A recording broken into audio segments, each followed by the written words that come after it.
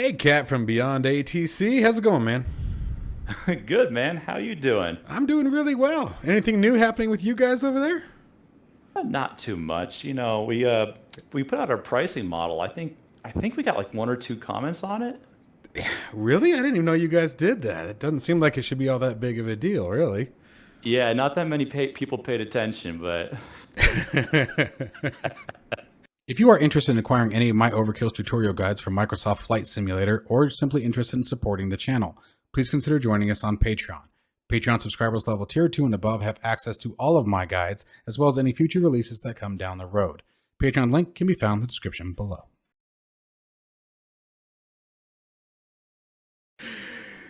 Hello, uh everybody, and welcome back to a very awesome episode of Microsoft Flight Simulator. And today we, as you guys can tell, are with the developer of BeyondATC, lead developer, excuse me. And we are here to talk to you guys about the pricing model. As you guys know, multiple YouTube channels, including myself, have released videos trying to give our thoughts and pass on the information of the pricing model.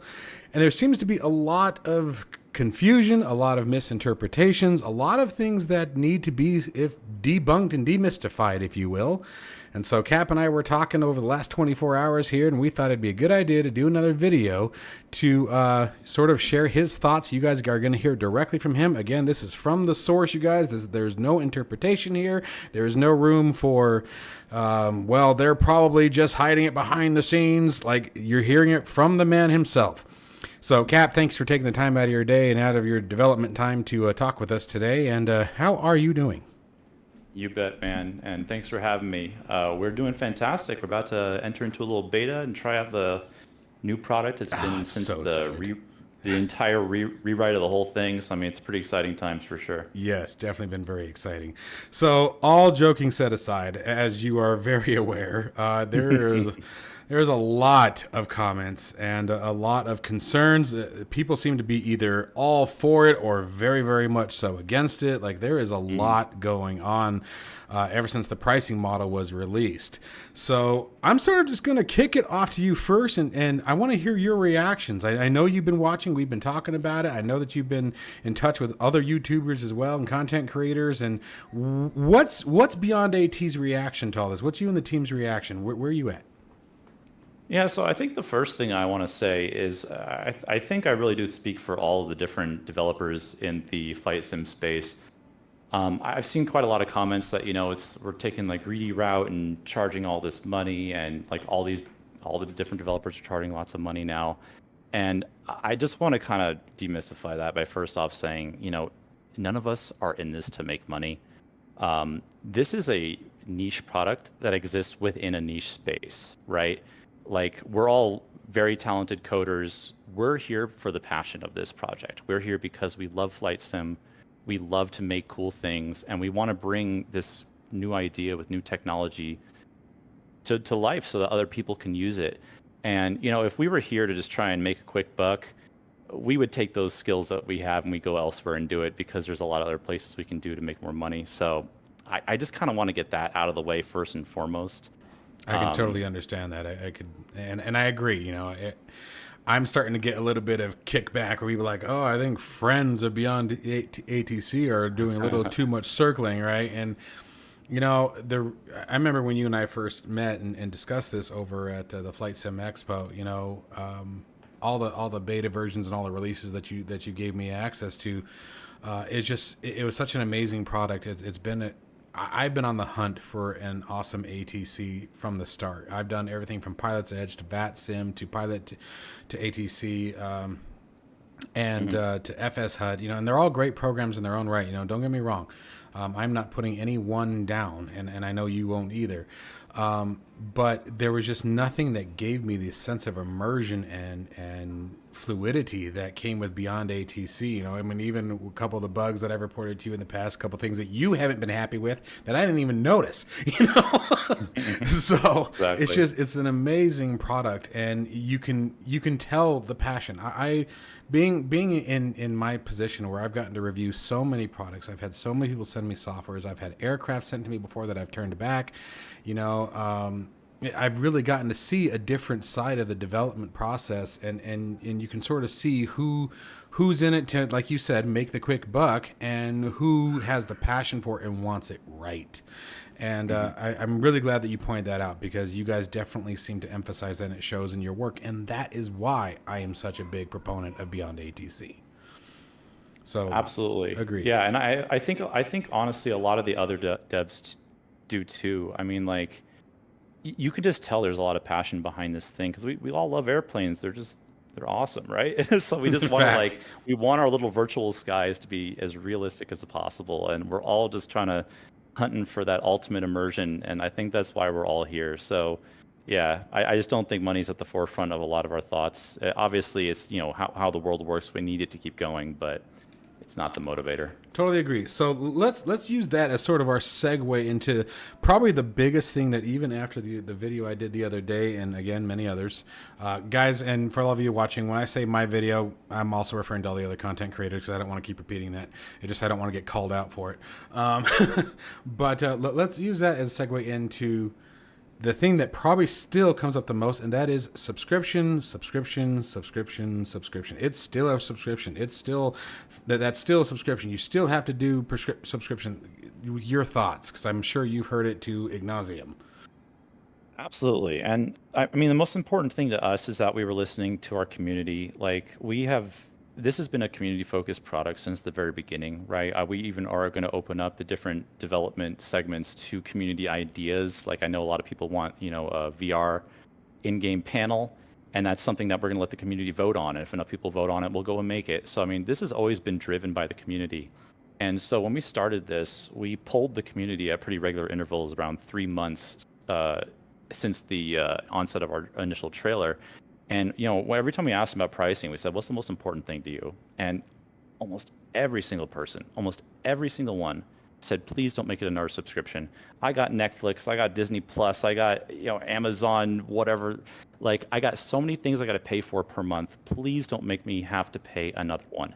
And we heard them. We listened. You know what I mean? Like I understand. I don't want another subscription either. So we decided not to do that.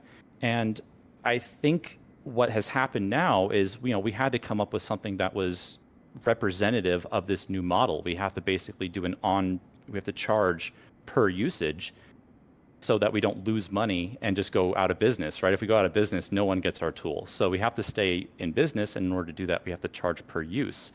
So this obviously made things a lot more complicated. And then we released the pricing model, and people are like, "Oh my God, I need an accountant's degree to understand all this stuff," which is hilarious, by the way. And to some extent, I agree. It's complicated.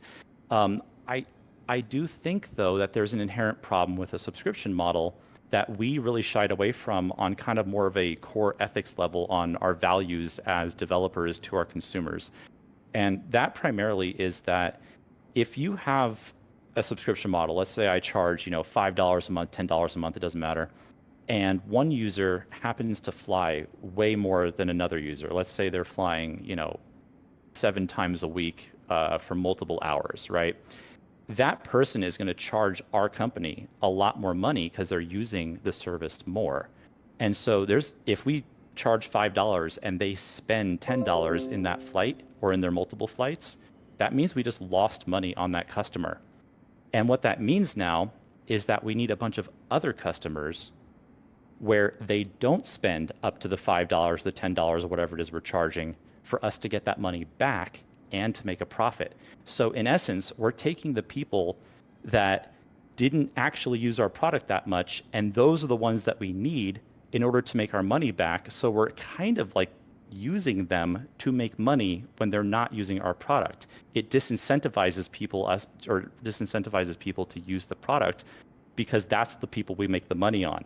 So to me, that was kind of like a catch-22 ethical paradox that I just really didn't feel comfortable with. And that's ultimately, between that and our user feedback, why we decided, no, we're not doing a subscription. It doesn't make any sense. I want to charge you what you use, and that way you don't get charged anything more than what you want to be charged. That was very important to us. So I think that's why we mainly chose not to go with the subscription and to go with this model. It's at the cost of being a little bit more complicated. Some would say a lot, but to me, it's worth it. So it's funny that you mentioned all of that too, and talking about that those who fly more versus less, but that can happen to even a single individual. So I actually just sent you a screenshot, guys. We're talking on Discord, so he can't see what you guys are seeing on the screen. But I sent you a screenshot out of a really awesome app that we're going to be reviewing here on the channel, guys, called Flight Log Analyzer. And that screenshot shows, and what you guys are seeing here on the screen to my viewers, is this is my flight time since June of last month. And as a content creator, if you notice what happened in October, even my flight hours dipped significantly. So my usage of the sim dropped significantly as far as being airborne. So if I was paying you a subscription during the time of from the 12th of October, hell, all the way until just about the end of December, it's starting to climb back up, and I'm starting to fly a bit more. But I would have been losing money. You know, there's no way that I would have been using that, for example, that peak time that you see at the 12th of October, you know, I would not have been using that time. So you really did hit it on the head there. And I, as you were talking, I thought of this. And so that's why I decided to pull it up. So I thought this would be a good way to see on screen exactly what you were referring to, but this could be either by the person or by the by the group of people, right? Like you said, those who fly a lot, those who fly less, or you know, you go on vacation or whatever it may be, or you just stop flying as much as you used to. The subscription model would then become a handicap. Exactly. Yeah. Yep. Nope. That's I exactly agree. right. I agree. So I just wanted to share that with you guys real quick. And Kat, that's why I sent you the screenshot so you'd have reference of what I was talking about. Like, what the hell is this guy talking about?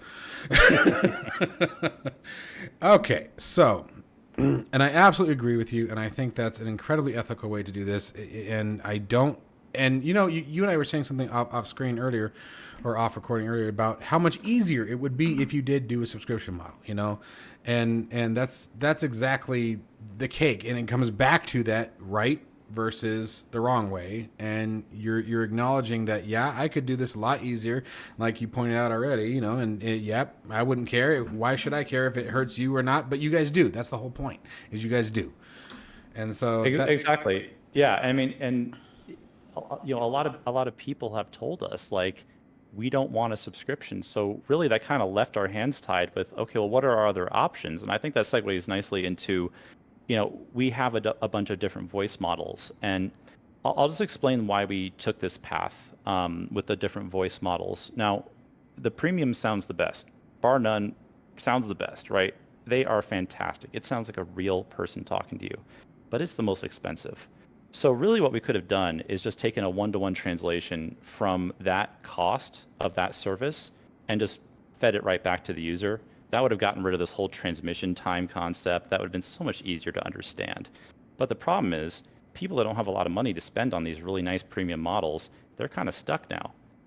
So what we said is, okay, well, let's add another kind of cheaper version of it, right? And that way people have options. But here's the kicker. Each one of those different services, they charge by different metrics. So some charge by the character, as in like A, B, C, D, they charge for each one of those. And then some charge by the time it takes to pronounce the characters. So that means that if one voice says A, B, C, D in a different amount of time than the other one, we get charged two different amounts. Well, how in the hell do I represent that to our users, right? That's, if you thought what we have up there is complicated, that's going to be 10 times more complicated. So I kind of took a step back. I said, let's put it all in one resource. Let's make it like a gas tank. You just fill up the gas tank with transmission time, and then the different services burn down the transmission time at different rates. So we kind of had to go with that because our goal through the whole thing was to empower our users to choose how they want to use our product, right? I don't want anyone to feel pigeonholed into having to use this product in a very specific way. I want some people that, you know, they don't have as much money as others, and they want to be able to say like, I, you know, dump a lot of resources to commit to this. I want them to enjoy it just as much as everyone else. And if, you know, you're retired and you got a bunch of money and you're like, I can spend whatever on this, I want them to be able to have the premium version if that's what they want to have. So my goal in doing this was to empower people to experience BeyondATC how they wanted, but that added the complication of, okay, well, now how do I represent all of these different services under one little umbrella of time? And I think that's where a lot of the complication came from. But for me, the easiest way to think about it is just, you're just filling up a gas tank with transmission time, and the different services burn the transmission time at different rates. And honestly, after you give it a couple goes, you'll figure out what those rates are, and you can just kind of adjust accordingly. Right. So, I used a similar analogy in my video yesterday. So, again, you and I were talking earlier. So it's like I want to drive to Walmart, and Walmart is 12 miles away, right? Well, like, what time of day am I going? Okay, that's the first thing. If I'm going first thing in the morning when everyone else is asleep, it's not going to take me very long to get there. How fast am I pushing on the pedal, right? I've got a Dodge Challenger, so I can tell you right now I'm burning a lot of fuel. But anyway, so I really liked that analogy, and I tried to use a similar one yesterday. It's not a matter of point A to point B, but what's the traffic time like? You and I were talking earlier. How many aircraft are currently in the air? Are you using the AI aircraft? So if you are using AI aircraft, is it during a peak hour of the day where there's a ton of aircraft in the air, or is it just you? Because I really like the way you broke it down to me earlier. If I'm flying from Tucson to LA, but it's just me in the air, and I make 20 transmissions throughout the whole thing, well, then, that gives me an idea of how much I'm going to burn. But if I'm going to fly from Tucson to LA, and I have all of the AI traffic turned on, and it's at 100%, capacity, and I get into LA airspace, and it's busy as all hell, well, now those total 20 transmissions have turned into 100. Right. So exactly. And that's the analogy of, guys, for those of you watching, when I went to LA and I'm in the peak hours of the day for the airspace and I've got all the AI traffic turned on, well, going back to that gas engine, I've got my foot all the way to the floor on the gas pedal. Right. So exactly. Yeah. I mean, it's so hard to quantify a number that hasn't happened yet. You're like, I'm going to, like you said, I'm going to drive to Walmart, but like, what's the probability of all the red lights being red or green? Is there a bunch of traffic already out? There's no way to quantify that until you get to Walmart and say, oh, I used up X amount of gas to get here. And I honestly think, I honestly understand all the people trying to break down all the different costs and say, oh, well, how much does each flight represent and blah, blah, blah. But the second you go to do the flight, whatever numbers you came up with, it'll be different because every flight is different. So I think the best way to look at it is just to do the flight and then say, oh, I burned just as much as I wanted, or I didn't burn enough, I can go up to a higher level, or I burned too much and I can go to a lower level. And, to use your car analogy, you're not stuck with the gas guzzler. You can just change the model to a lower one if you don't like it. And it just gives you the options to try out different stuff. And this is why our program comes with a bunch of voice time included. So you can try it out. It's free, right? It's just yours to use. So you can try it out and see what the different burn rates are and then adjust as needed and just find the sweet spot for what you're comfortable with. So I definitely understand all the people trying to kind of get in front of it and say, like, well, if I do X flight, it's going to cost me, Y money. But really the easiest thing, just play it and just see what you like and what you don't like and adjust accordingly. The numbers are not burning so high that you're going to like run through a whole thing in like one flight, honestly. So you can just lower it down if you don't like it. So let's talk about a couple of those so they can hear it from you. Okay, you got a couple points here, and I've got the pricing on the screen. I know you can't see my screen. I've got the pricing page up, and we're at the top of it. So we have BeyondATC at $59.99, and I know we're going to get into a cost breakdown here in just a minute, so I won't go into that part just yet. But okay, so guys, we have 3,750,000 units of transmission time that come with it, right? And we talked about in the previous videos, guys, below this section here, you guys can see how it's broken down, and we go even further down the page, it breaks it down even further. Okay, but let's talk about that for a second. So if I'm mid-flight and I'm noticing, wow, this is really chewing it up, can I change it mid-flight? Absolutely. Just drop it down mid-flight. And while I'm thinking about it, let me just dispel this right now. The push to talk, it burns a very, very small amount compared to all the voices. The voices are like, picture a jet engine amount of fuel, and then the push to talk is like a lawnmower, right?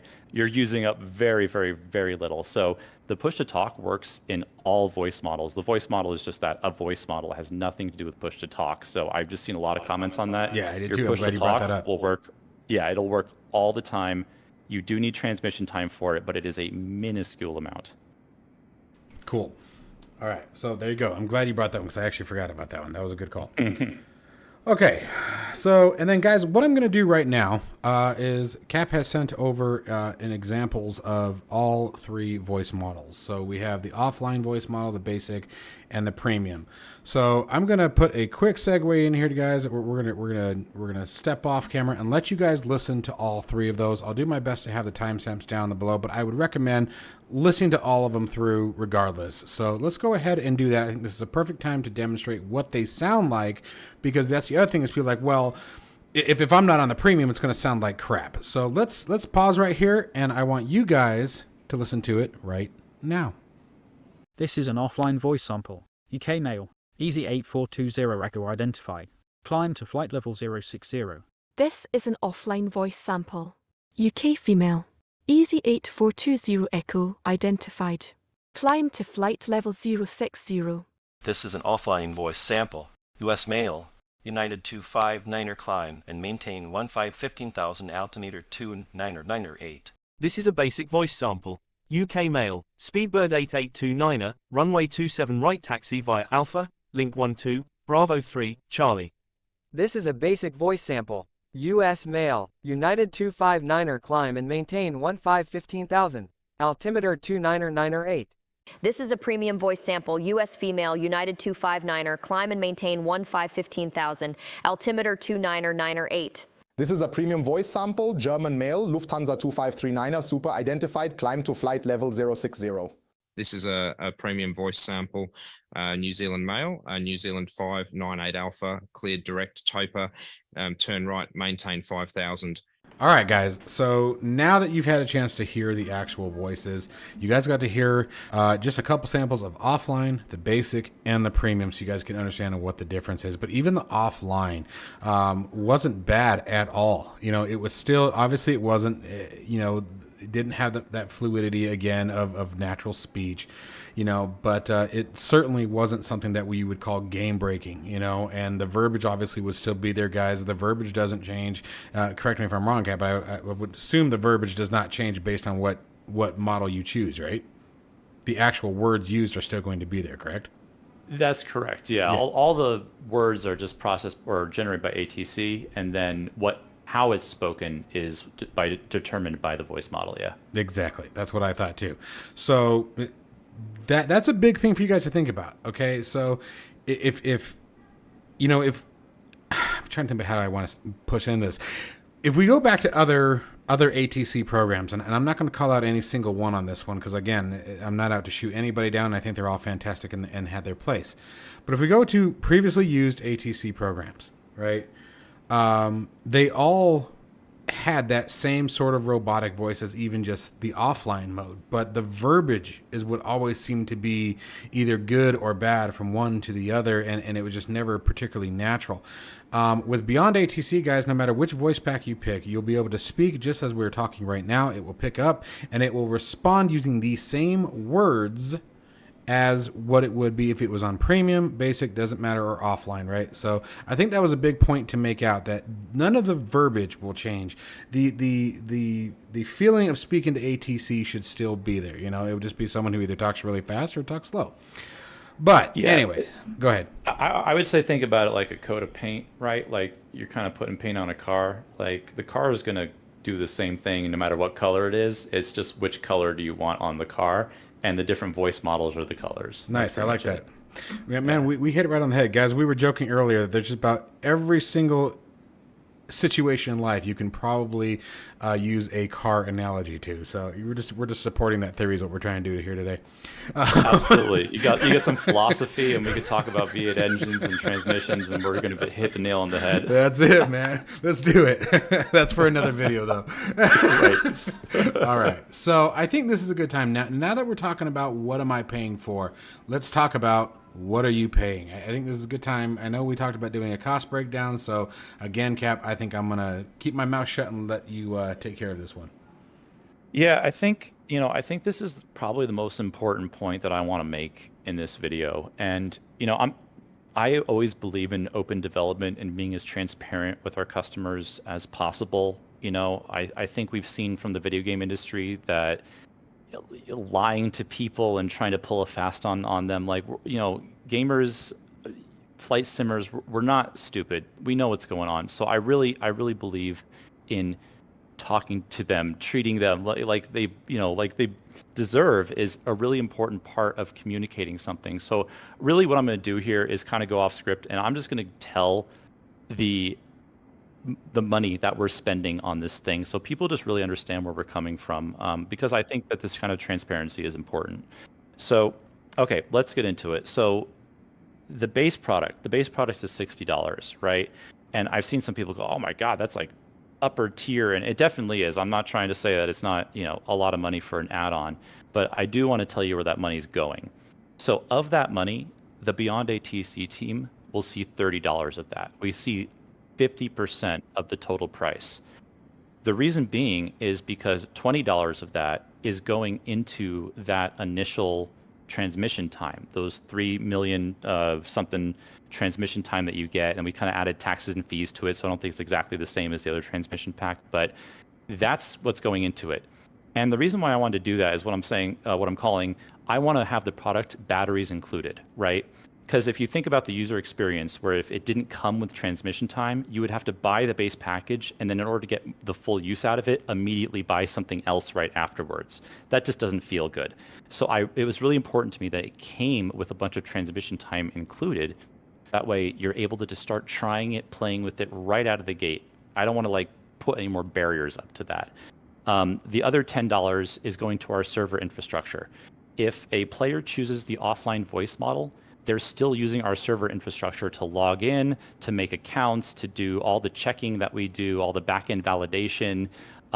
They're not getting charged transmission time by using the offline voice model, but we're definitely getting charged bandwidth costs. So we have to add it into the base cost, because if they never pay another cent for any of the voice time, like I said, you can do, then we would lose money on that. So we have to cover that in the base cost. So that means $30 of the $60 goes right back into the user and supporting our infrastructure. The only profit we make from that is $30. So now let's get into the transmission packs themselves. And this is what I really want to emphasize, because people see this, they see DLC packs, they see loot boxes and all this, and I really want to just dispel this straight away. Right. This is not that. 1-to-1% the ratio of the money that we take from the transmission packs goes right back to the user. We pay the service costs 100% from that money. We don't make any profit of that. So let me just make that very clear. We make no money on the transmission packs. And I know the the people paying attention are saying, wait a second, how are you able to give discounts on the medium and high transmission packs? And that's because we simply remove our server infrastructure costs from the higher packs. What that actually means is we lose money on the highest pack. So when we say that it's a better value, what we mean is it's a better value for the end user, not for us. So I'm saying all this to try and show that this entire time we have been customer focused. We really, really, really want to make this affordable, because I just think this tool is so damn cool. I want 1 million people to play it because I want to play it, right? I don't want to be cost prohibitive and make it so people can't use this thing that we're working so hard on to share with them, right? It really is that we're trying to be as customer focused as possible and make everything as affordable as possible, which honestly, I think segues nicely into, well, why are you charging so much then? They might be asking. And the reason is AI is expensive. This stuff is top shelf technology, right? It's all the rage right now. I mean, if you see some of these VC runs they're getting, we're talking billions of dollars, right? These companies are the hottest thing right now. And I think because of that, I think that they're just charging a lot of money because everyone wants it right now. The prices will come down eventually. And of course, all the AI-based products will reflect that. But I think it's a mismanagement of expectations from a lot of the users and from ourselves in terms of communication, that I think a lot of the users kind of were going into a car dealership expecting to be sold like a Honda Civic, and we came out with a Maserati, right? And that's just because that is the cost of this technology right now. The technology is just really, really expensive. So, I mean, I think that's just what it is. That's the reality, and we all have to live with it. If we want this cool technology, which a lot of us do, that's just the reality. The nice thing is, I really tried to make it so that people that don't have the money to spend on that cool stuff, they can just use the offline model. And honestly, after that point, you just pay for the base product, turn off all the rest of it. You never have to think about transmission time. You never have to think about anything else again. You can just use it. You're good to go. Well, but Cap, I'm one of those guys. I don't give a crap what it sounds like. Why can't we use Windows recognition? All right, and I think we got a little example we can use on this one. Yeah, people have been kind of asking, like, why don't you just use the Windows recognition service? And I'll go ahead and send you a sound file that you can play right now. All right, guys, so stand by and listen to this. You've got to go see how long happened, and then she's got to be careful to explain. Do you know what I asked? Yeah, I don't even know what you're pointing at the words. See if you just drive straight along up there. Yeah. Like, and see the traffic lights up there. Take a right. Then you go past Icon Stadium, right? And go straight through around of it. Then take a left. So it's right. Then just and it's there. It's the motorway's there. It's a big Asda. You'll see it. A big Asda.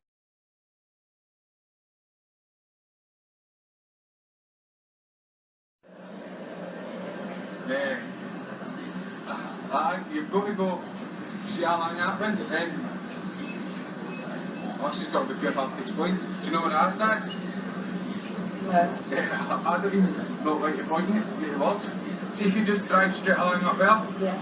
Like, and see the traffic lights up there. Take a right. Then you go past Icon Stadium, right? And go straight through around of it. Then take a left. So it's right. Then just and it's there. It's the motorway's there. It's a big Asda. You'll see it. A big Asda. So as you can see, that was spot on. Honestly, I couldn't understand half the stuff that was being said in there. And I mean, it's really impressive technology. And I've gotten a lot of people that have messaged me that says, hey, I have a really thick accent. Can this understand me? And the answer is yes, it can. Almost no matter how thick your accent is, which is insane. This being BeyondATC. Yes, BeyondATC service that we're using for the push to talk. And it's really, really good. But that's why we're not using the Windows voice recognition, because there's no way it could have that level of fidelity. No, and it doesn't. So, I've used other ATC programs, as we've talked about before, and they've all relied in some way, shape. Well, most of them, I'll say most of them, have relied on Windows voice recognition. And if you want to use it effectively, and even me, and I think for the most part, I tend to speak pretty clearly. I tend to speak fast, but the number of times I had to go through that whole train your voice thing in Windows in order to be able to effectively use it was absolutely insane. Where I remember with BeyondATC, you got that one first line that you read when you first launch it. Mm-hmm. Yeah. And it's not even needed. It's just to test your microphone. Yeah, exactly. Okay, so there you guys go. So it's not even doing any training. It's just making sure your crap works. Okay, I got you. All right. Well, that's a good thing for me too, though, because I can't tell you how many times I forget to unmute my microphone. So that works out. Matter of fact, I think our last interview, I forgot to do that. That was. Oh, I don't remember that at all. Yeah, I bet you not. I bet not. Me texting you madder than hell that we have to do it again. That was such a bad day. Anyways, so yeah, segueing back into not talking about my idiotic moments. Gosh, there it is. So yeah, that I'm really glad that we showed that. I know it's come up a lot. I've seen it a lot in the comments on mine. Is it seems like they're, and again, it always comes back to, well, they're just using this because then it forces you to pay money. It always comes back to forcing money. And guys, I hope that this video has really given you guys some understanding that that's just not what this program and this team is trying to do. And that is why, at least for me, why I've been such a big proponent of it ever since I got engaged with this. So, yeah, I think that was another big one to touch on. Go ahead. No, you go, please. Oh, I was just gonna. That was it. I was just gonna say I don't know that I have any more questions from my end. I think those were the big ones. But is there anything that you want to add, Cap, while we're here? Yeah, I mean, I just want to say as a final note that I do think a lot of the information coming out has been misrepresented, but I do also recognize that it's our responsibility to make sure that the information we're providing is understandable. So this is an ongoing process. You know, we listen to everything that everyone is saying. You know, some nicer than others, but you know, we're still listening to it, and I understand what people are saying, and I really do hear you. If you don't like something that we're doing, I hear you, and I want to make this product accessible to everyone. It's very important to me. So I just want to say this is a process that's ongoing. You know, we've always been a community-focused product. We will continue to be to the very end. And if people don't like this, if people don't like some other parts about it, you know, we can try and work out with them to try and figure out what we can do to make this a better product at all stages. And I mean that from everything from the actual implementation of the product itself to the pricing, to everything in between. So this is a work in progress, just like the product itself. So, I mean, you know, we have some growing pains. Please bear with us while we're going through those. But I really do feel that if people put the time into trying to just play the product, understand it, I really think that this is, a good model that we chose, and I think people will really like it once they get their hands on it. Oh, I absolutely, completely agree. And you know what? Let's use that as I'm going to take 5 more minutes of your time, and let's talk about the fun stuff now. We've gotten all the craziness out, and hopefully that this quashes a lot of that. Let's take 5 minutes and tell me where BeyondATC is at. I know you're getting ready to launch a beta that has to be super exciting to be at this point once again, especially after completely rewriting the software. Where can you share? Are you able to share anything about the roadmap? What expectations should be? What your hopes are for the beta? Just go for it. Whatever you're free to share. Yeah, I would say that our main core product is very nearing feature complete, and what that means is that all of the IFR functionality, all of the gate-to-gate interactions, that's kind of what we're calling it. You can, take off and land and have a complete flight. And you can do it at most everywhere in the world, obviously with 40,000 airports and 10 billion SIDS and stars. There's a little bit of problems here and there. Is 10 billion, is that the accurate number? Yeah, it's something like Holy 17 crap. trillion. No, I'm just kidding. I'm just kidding. I have no idea. Oh, wow. Okay. Well, it's a lot, though. I'll tell you that. It's a lot. Yeah, now I got to find out. Go ahead. Keep going. Yeah.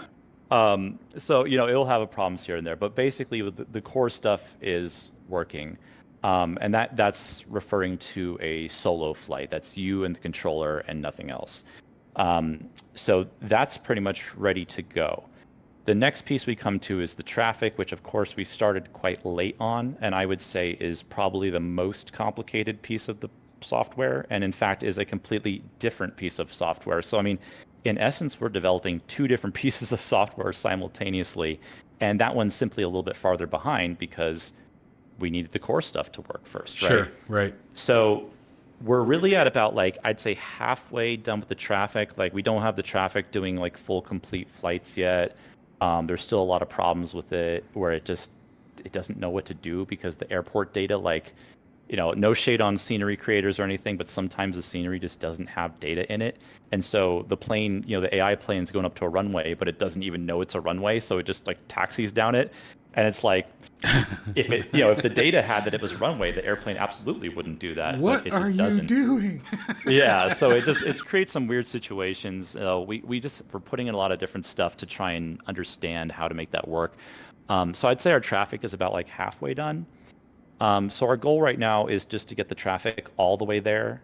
And when I say all the way there, I mean that in a very relative way, as in it takes off, it goes to the sky and it lands. It'll still need a lot of refinement beyond that point, I'm sure. But then what we're going to do after that is kind of work on the core module, just do some polish, and then we're going to add VFR after that, which has that's been in the books the whole time. We've announced that since day one. So we're just getting the hard stuff out of the way, and then we're going to do the VFR, which by comparison should be much easier. I know there's a bunch of different regional VFR stuff, and obviously we can get as granular as we want with this. We can add VFR for this one area of the world, but not the other. But this is a great opportunity to let the community decide what we work on. So what comes directly after that is we work on something that the community chooses. That could be the in-game VR panel. It could be, specific airport SOPs, basically whatever the community wants. We could do a little vote, and they can decide, and that's where we go. And somewhere in between those things is launch. And so we're still deciding like what we want to have working at launch. There's absolutely no way this is going to be 100% at launch, just because this is such a complicated problem or program. And, we've only been working on it for less than a year now. So we still have to figure out where that kind of like launch line is. But the good news is I can say it's probably pretty close, even if all the features won't be there at launch day. But we're getting there for sure, which is really exciting. Ooh, you said the magic words. So now this crowd will hang me if I don't ask. Do you have a target for launch that you are willing to share? I'm not playing that. you know better, buddy. You guys heard it. You guys heard it. I tried. Yeah, you tried. No, I can't give out an exact date, but I mean, we're a lot closer now than we were when you asked me last time. So that's cool. That's it's looking good. Let me just say that. To talk on VFR for a minute, because even myself, I have to be honest that I fly more of probably VFR than IFR, honestly. I prefer things like, your twin engine props and turbo props and things like that. So is VFR something that you are planning before launch, or are you going to launch when you are comfortable with the features and IFR? And that's just roadmap question. I'm not looking for dates or timeline. Yeah, for sure. I think it's probably after, just because I think providing the full airline experience is really solid. Say Intention is doing such a great job with VFR2. It just kind of feels like it's fine to keep them as separate products that don't have to have a bunch of overlap.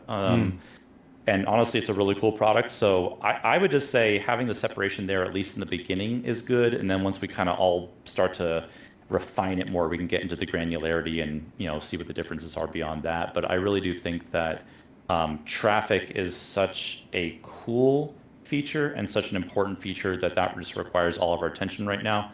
So VFR will probably be directly after that. Understood. One more question, and then I promise I'll let you go. As far as even the IFR, we were talking before, and initially it was only supporting tube liners, and I know you just mentioned the airline experience right now as well. Will IFR be supported at launch for aircraft that are not the tube jets? Again, for example, like a PC-12 or a TBM-850, something that's still a turboprop, certainly IFR capable. Will that still be an option, or is it going to be restricted to the tube liners at launch? It's an interesting question because it really comes down to how we do a lot of the coding for the sequencing, right? The sequencing requires a lot of assumptions that, the plane can go at X speed.